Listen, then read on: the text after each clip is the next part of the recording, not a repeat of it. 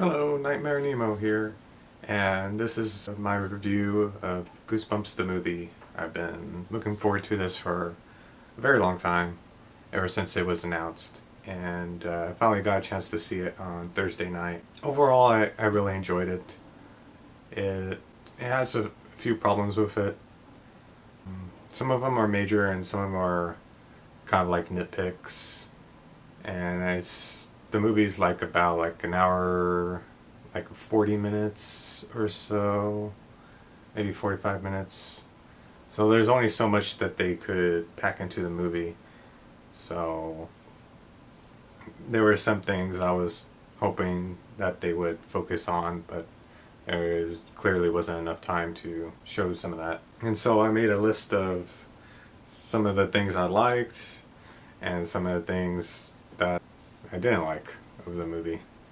And we'll just kind of. And so the movie stars Jack Black, who plays R.L. Stine, and he also lends his voice to Slappy the Dummy, and also, interestingly, the Invisible Boy, which I didn't know. So, kind of shows his range. And at the beginning of the movie, his portrayal of R.L. Stine is like really real sinister, and he's kind of a douche. And but like once the ball gets rolling and the monsters start showing up, like he starts opening up more as a character, but he always has this edge to him. And I believe Jack Black said like the real R.L. Stine is like this teddy bear, is a real nice guy, very sweet. And so Jack Black wanted to play off R.L. Stine as more of a like this evil kind of standoffish, just kind of like this rude guy who just wants to be just left alone.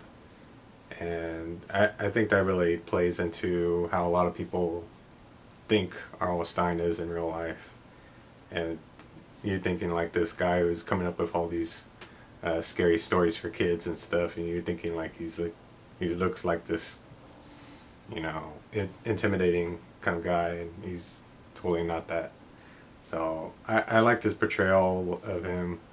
It's very much a different performance from Jack Black as usual. I mean, a lot of people kind of see him as playing like this, like this stoner dude that from like Tenacious D and School of Rock and that kind of thing. So he's definitely bringing his A game there, and you can tell he's having a lot of fun with the material, and he just looks like he's having a lot of fun with the movie. And the rest are the kids. Zach is the main guy, played by Dylan Minnette. I don't know anything else he's been in. I don't really follow too much like kids or teen movies.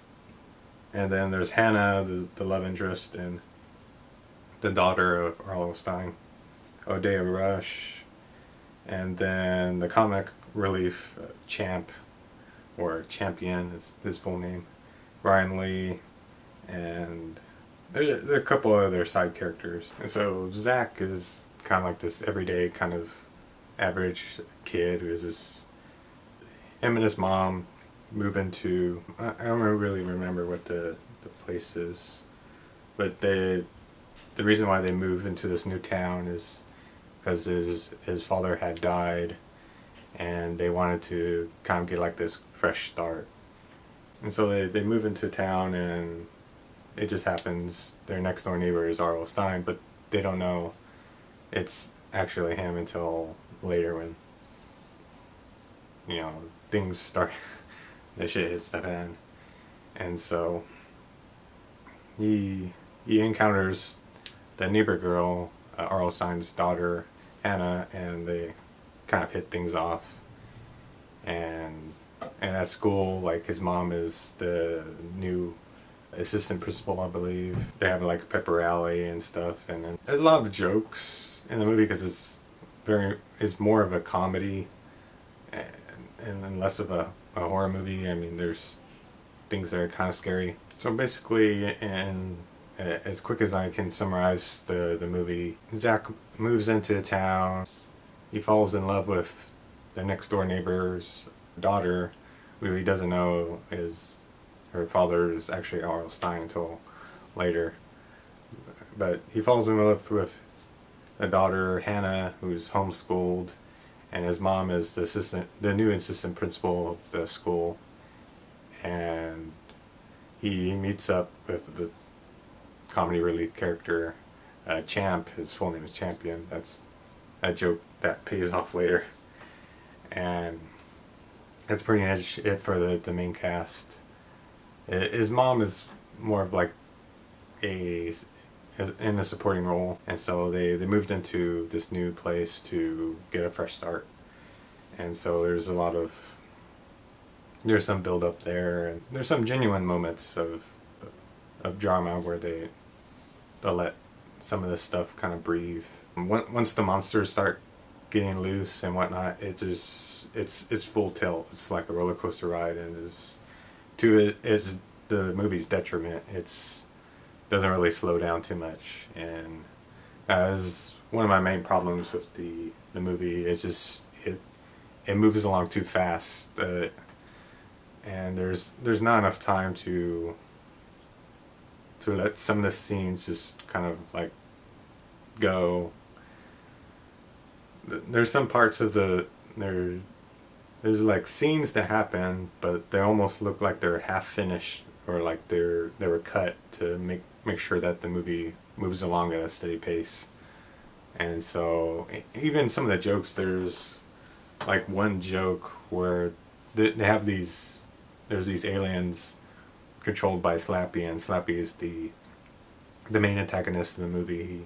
He's the one that lets loose all the other monsters from the Goosebumps books, and so he's in charge, and he lets loose the aliens from Invasion of the Body Squeezers.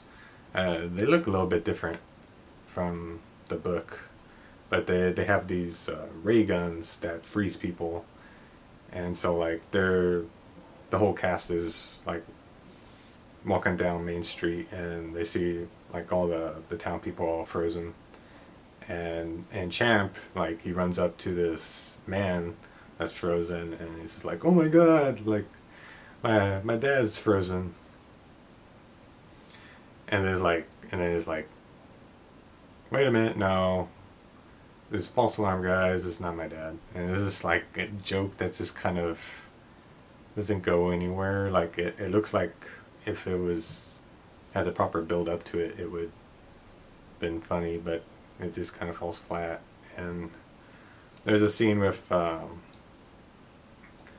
Zach's aunt is supposed to be babysitting him, but she's like left in the house, and then she hears something at the door, and she goes, and there's this white poodle, and he's like, oh, that's adorable. And it's like no, let me go get you some water. And she comes back with like a bowl of water, and by this time the audience is seeing that the poodle is levitated itself, like it's flying above to the top of the door.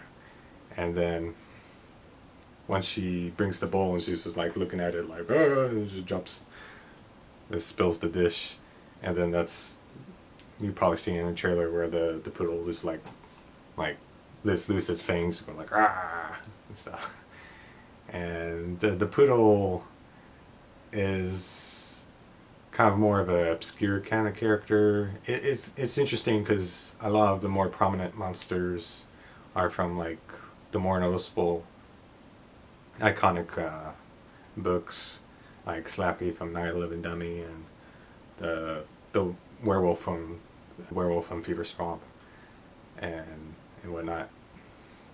This one and I think one other are from the Choose Your Adventure Goosebumps books. This one is like Please Don't Feed the Vampire. The other one is when the monsters all converge on the high school to go after Zach and everybody, and the kids and stuff. It let loose like these like old school looking robots. They're like with the big red eyes and the like silver grill, and they're like walking around like doo doo doo doo. But they're firing like lasers and stuff. They're the Annihilator 3000s from Toy Terror, batteries included. It's kind of obscured, and the getaway vehicle for Slappy is the haunted car from the haunted car, which I believe is actually the car that's used is from a real horror movie called just The Car. It's like this old horror movie where the car comes to life and attacks people. The whole thing is R.L. Stine has all these books that are like the manuscripts of the original books, and there are locks on the books, and like one of the kids like goes like, oh, it's the abominable snowman from Pasadena, and he's curious like, oh, I'll just open it to see what happens, and then let loose is the snowman, and he kind of runs amok, and they have to go capture him. And then this is one of my little nitpicks is a little bit of the plot inconsistency, where that was the only book that was unlocked, and then it shows the Night of the Living Dummy manuscript, and it unlocks itself, unless I missed something, and I'm not sure if I did. So it unlocks itself, and then once Slappy comes out, he unlocks the other ones, and does this thing where he lights the books on fire, so there's no way the books can be used to recapture the monsters. And it's just kind of a cool scene because he rides around in the haunted car and then takes out the books and lights them on fire and throws them out the window and stuff. It's pretty cool. I like that idea. And so basically the whole thing is like this chase, this trying to get rid of the kids in R.L. Stine. Eventually they converge into the high school to warn the kids. Since the books are all being burned, there's no way to use the books to recapture the monsters, so the plan B is for R.L. Stine to use this old typewriter that apparently is the one that has the magic to bring the monsters to life, and for him to write like a story in order for all the monsters to be like vanquished. And there's a lot of play of it where like he's like there's a lot of pressure for me to write this book because there's not enough time to write in all the characters, but they're all stressed, and in a kind of funny way is very clever that there's a stage play for The Shining, and it's all set up with like the axe through the door and the table where Jack's character is writing on his typewriter, and so that's where R.L. Stine is writing there. It's cool how they set that up, and interesting enough because The Shining was written by Stephen King, and there's a scene in the car where Zach is antagonizing R.L. Stine to get a reaction out of him, and he's insulting, saying like the Goosebumps books are terrible and Stephen King is much better, and then there's a whole joke where R.L. Stine is like really upset, saying like, like, how dare you compare me to that guy, like my books are way better and they sold more than he did, and stuff. Stephen King wishes he was as good as me. And so he's writing there, and then Slappy breaks our son's hands on the typewriter, and so it's up to Zach to finish writing the end of the story, and he does. And then there's, of course, Goosebumps, there's a twist. The twist is Hannah is actually one of the monsters in the story. Not technically a monster, but she's a ghost, and once the moon is out and the moonlight hits her, like she turns into this ghost. And so it's a thing where they're Earl Stein and Zach have this moment where like Zach is obviously in love with her, and Earl Stein had created her in order to have somebody to keep him company because he's kind of lonely. And it's this kind of thing where like both of them don't know if she knows that she's a ghost, and then eventually it's revealed that she knew all along.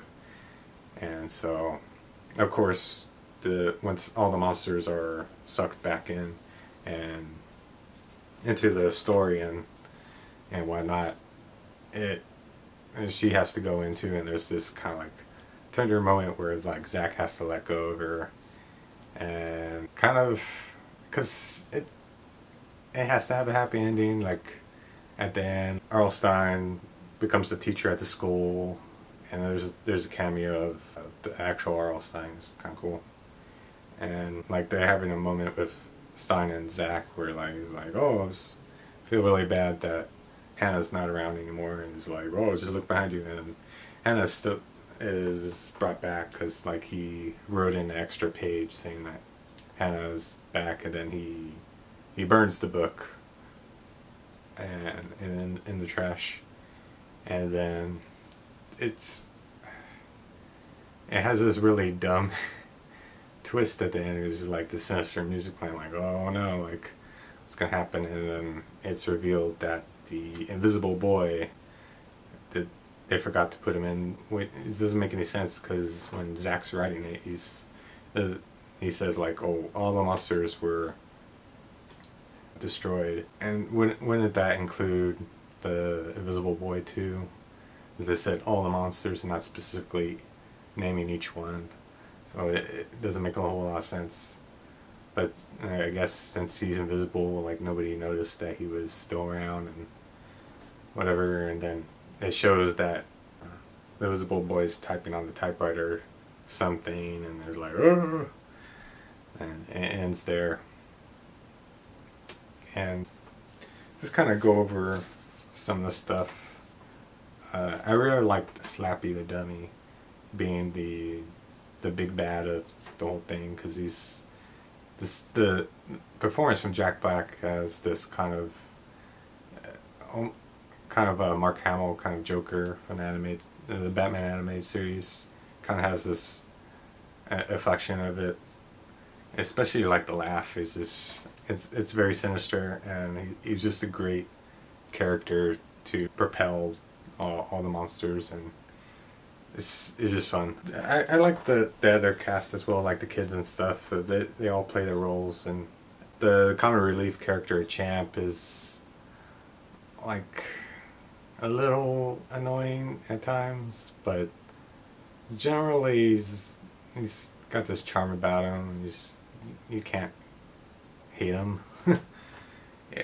At times it looks like they're trying a little too hard because he's this archetype of like this awkward kid, but he has this moment to shine where the werewolf from Fever Swamp has been attacked this girl who her boyfriend like dishes her to runs away, and he sees that she's in trouble, and so Champ jumps on top of the werewolf and just bites on his neck, and then this kind of sends the werewolf kind of reeling and running away, and then he reveals that he had a silver filling in his teeth because apparently he didn't brush his teeth for like a year and so his teeth got really damaged, and there's like this moment of like the girl is like thankful, and near the beginning of the movie, but at this pep rally, like he calls out to her and she calls him chump and disrespects him, and she calls him chump again, but like kind of like in an endearing way, and he's like my name's Champ, and he's like, and then she kisses him and is like, oh gee, thanks, and stuff. So he has this moment to shine, and so he's not like the whole movie he's this cowardly kind of kid, and he screams a lot, And in the trailer, you can see him screaming at the snowman, and he's adorable. Like you can't really hate him too much. And Hannah and stuff, like she's okay. She definitely, like, when you're looking at her, like, she looks like Mila Kunis, and it's kind of hard to not notice that. But she does an okay job too. Just everybody, like the aunt is obviously the actor playing her has some comedic chops there. It's very funny. For the most part, the jokes are perfectly fine. There was a few of them that more funny than others, but it was kind of like this a barrage of them because it's a comedy for kids and stuff. So there's some funny stuff, like there's some topical jokes, like there's his mom at the pep rally mentions like twerking and stuff, and it's just kind of like you kind of groan with it, but some of the jokes kind of fall flat. That's kind of the thing with the movie. There's kind of scary monsters, but there's nothing like intentionally scary, really. I think maybe like the scariest thing is the praying mantis and the werewolf in Fear Swamp, and there's some zombies in the cemetery. But everything is very brisk, and even in the werewolf, like, he's wearing like these gym shorts, and the praying mantis, like, it's the scenes are pretty quick and full of action, so there's not enough time where like you get creeped out or anything.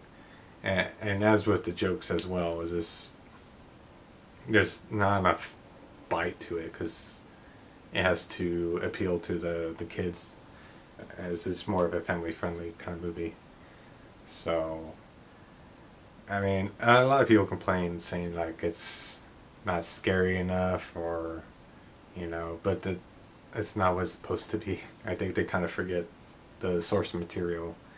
I mean, yes, it kind of throws some references, and it can be enjoyed by adult fans as well, but it it's not intended for them specifically. It's for like everyone, that kind of thing. And I've heard that there were some parts that were a bit heavy or a bit too scary that this is left on the cutting room floor.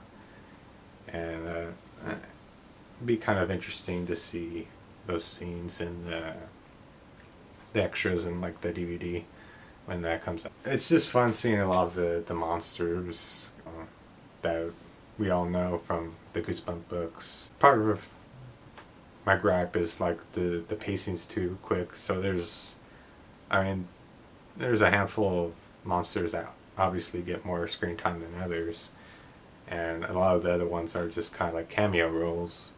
And specifically the haunted mask, like I didn't even see it, but apparently it shows up in a few seconds in the movie, probably when all the monsters are gathered together and they're listening to Slappy's plan to get the kids into high school.